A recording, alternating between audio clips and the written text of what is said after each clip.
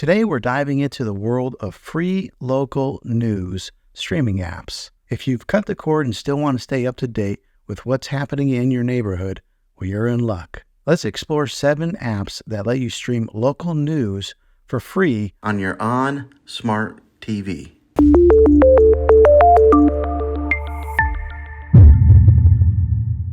Number 1 on our list is News On.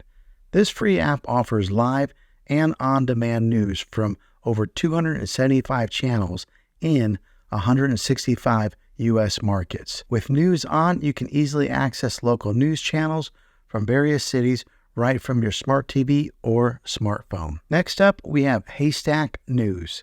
This app provides streaming for local, national, and global news all in one place.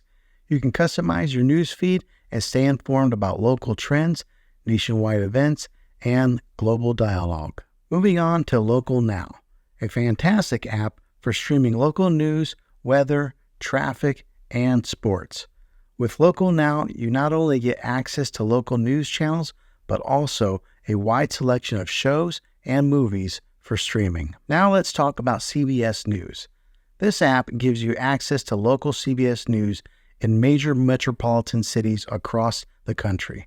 Stay informed about the economy, international affairs, sports, and more, all for free. Pluto TV is another excellent option for free local news streaming. With a local CBS News feed and a variety of entertainment content, Pluto TV offers something for everyone. Next, we have ABC News. This app provides live primetime news broadcasts along with local news coverage. You can also enjoy ABC originals like Good Morning America and The View, all in one convenient app. Last but not least, NBC News offers streaming of local, national, and international news, along with primetime investigation shows. With NBC News, you can stay on top of trending topics and local stories. And there you have it, 7 apps that let you stream local news for free.